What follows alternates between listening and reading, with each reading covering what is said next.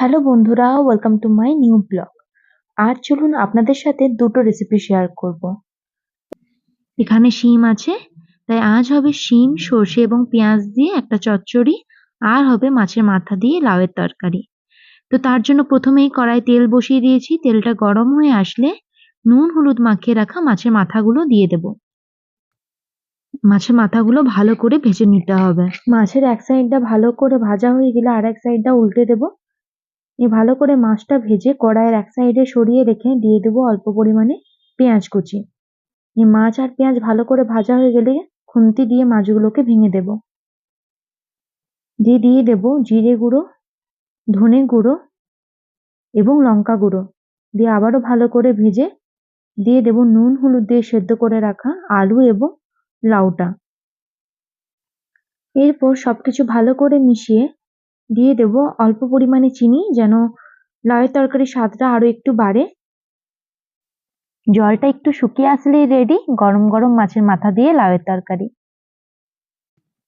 এরপর বানাবো শিম, সর্ষে এবং পেঁয়াজ দিয়ে চচ্চড়ি। তো তার জন্য এখানে তেল গরম হতে দিয়ে দিয়েছি। তেলটা গরম হয়ে আসলে দিয়ে দেবো 5 ফোড়ন এবং শুকনো লঙ্কা। এরপর দিয়ে দেবো শিমগুলো। আপনারা বড় শিম হলে কেটে দেবেন, 2 টুকরো করে দেবেন। এখানে ছোট শিম ছিল বলে গোটা গোটাই দিয়েছি। নিয়ে ভালো করে ভেজে নেব।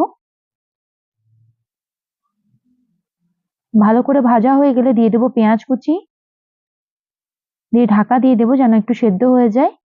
নিয়ে ঢাকাটা খুলে আবারও একটু নেড়ে চেড়ে দিয়ে দেবো পরিমাণ মতো নুন, হলুদ গুঁড়ো, লঙ্কা গুঁড়ো আর সর্ষে বাটা দিয়ে ভালো করে মিশিয়ে অল্প জল দিয়ে আবারও ঢাকা দিয়ে দিতে হবে, যাতে শিমটা ভালো মতো সেদ্ধ হয়ে যায়। তো এখানে শিমটা সেদ্ধ হয়ে গেছে, জলটা অনেকটা শুকিয়ে এসেছে। আরো একটু ভালো করে নেড়ে চেড়ে নামিয়ে নেব। তো বন্ধুরা, আমার ভিডিও আপনাদের কেমন লাগছে অবশ্যই কমেন্ট করে জানাবেন। আর আমার ভিডিও যদি আপনাদের ভালো লেগে থাকে অবশ্যই লাইক, শেয়ার এবং সাবস্ক্রাইব করে দেবেন। তো বন্ধুরা, আজকের মতো ভিডিও এখানেই শেষ।